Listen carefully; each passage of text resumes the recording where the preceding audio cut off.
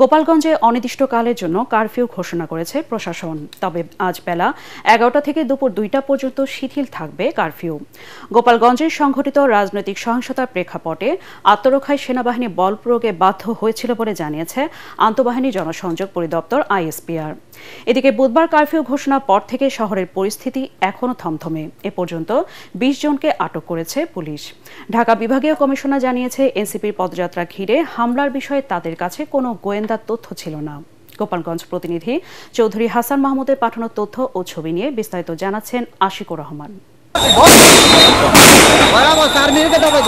বুধবার এনসিপির সমাবেশকে ঘিরে নিষিদ্ধ আওয়ামী লীগ ও ছাত্রলীগের দফায় দফায় হামলা, সংঘর্ষ এবং অগ্নিসংযোগ রণক্ষেত্রে পরিণত হওয়া গোটা জেলা এদিন একেবারেই শান্ত। তবে পরিস্থিতি থমথমে। বুধবারের রক্তাক্ত সংঘর্ষের মুখে আইন শৃঙ্খলা পরিস্থিতি নিয়ন্ত্রণে জারি করা হয় কারফিউ। প্রথম দফায় বৃহস্পতিবার সন্ধ্যা ৬টা থেকে কারফিউ জারি করা হলেও আবার নতুন করে পরবর্তী ঘোষণা না দেওয়া পর্যন্ত তা বহাল থাকবে বলে জানিয়েছে প্রশাসন।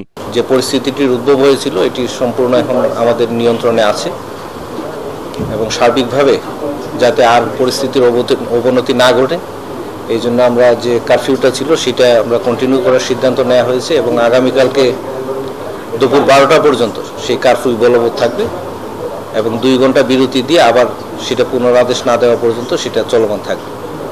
আগামীকালকে হয়তো পরিস্থিতি আবার পর্যালোচনা করে যদি পরিস্থিতির উন্নতি লক্ষ্য করা যায় তখন হয়তো পরবর্তী সিদ্ধান্ত নেওয়া হবে। গোপালগঞ্জে সংঘটিত রাজনৈতিক সহিংসতার প্রেক্ষাপটে আত্মরক্ষার জন্য সেনাবাহিনী বল প্রয়োগে বাধ্য হয়েছে বলে জানিয়েছে আন্তঃবাহিনী জনসংযোগ পরিদপ্তর আইএসপিআর।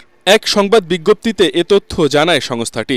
জনগণকে গুজব ও অপপ্রচারে বিভ্রান্ত না হয়ে ধৈর্য ধারণ এবং আইন শৃঙ্খলা রক্ষাকারী বাহিনীকে সহযোগিতার আহ্বান জানিয়েছে আইএসপিআর। বসুন্ধরা টিস্যু, অশুদ্ধতার বিরুদ্ধে এক বিন্দুও ছাড় নয়। এদিকে কারফিউ ঘোষণার পর থেকেই গোপালগঞ্জের মূল সড়ক একেবারেই শান্ত। কেবলমাত্র চলাচল করছে কারফিউয়ের আওতার বাইরে থাকা যানবাহন ও জরুরি সেবার গাড়ি। রাস্তায় ও মোড়ে মোড়ে টহল দিচ্ছেন র্যাব, পুলিশ, সেনাসহ আইন শৃঙ্খলা বাহিনীর সদস্যরা। অতিরিক্ত কারা মহাপরিদর্শক জানিয়েছেন, গোপালগঞ্জ জেলা কারাগারে হামলাকারীদের শক্তভাবে প্রতিহত করেছে কারারক্ষীরা। সিসিটিভি ফুটেজ দেখে হামলাকারীদের শনাক্ত করে বিচারের আওতায় আনা হবে বলেও জানান তিনি। গতকালকে যেটা ছিল, আমাদের কারারক্ষীরা যথেষ্ট সাহসিকতার সঙ্গে কাজ করেছেন, যার ফলে আমাদের মেইন যে ডিউটি অর্থাৎ প্রধান যে ডিউটি সেটা হচ্ছে আমাদের কারার ভেতরের যারা কনভিক্টেড আছেন, যারা হাজতে আছেন তাদেরকে সঠিকভাবে নিরাপদে রাখা এবং তাদেরকে সঠিকভাবে তালাবদ্ধ করে রাখা। এর আগে সকালে পৌরসভার কর্মীরা সড়কে পড়ে থাকা ইটপাটকেল, রাস্তায় পড়ে থাকা তরুণের বাস ও পোড়া ময়লা আবর্জনা অপসারণ করে। এদিন নতুন করে অপ্রীতিকর ঘটনা না ঘটলেও এখনও জনমনে আতঙ্ক বিরাজ করছে। পৌরসভার লোক কাজ করতেছে, গাছগাছালি, ইটফাট খেয়াল অনেক কিছু এগুলো পরিষ্কার করবা লাগছে, তা 2টার ভিতরে পরিষ্কার হয়ে যাবে আল্লাহর রহমতে। পরিস্থিতি ভালোই আছে, কোনো লোকজন নাই, কিন্তু রিক্সা, অটো এরাই আছে। নেতাবৃন্দ এখানে আসলে এইভাবে উত্তেজনামূলক কথাবার্তা না বললেও পারত, হয়তো তারা উত্তেজনামূলক কথাবার্তা না বললে এই ধরনের পরিস্থিতি আমাদের ফেস করতে হইতো না।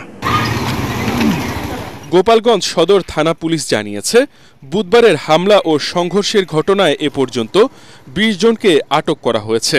বাকিদের ধরতে পুলিশের সাঁড়াশি অভিযান চলছে। Bureau report, ATN Bangla.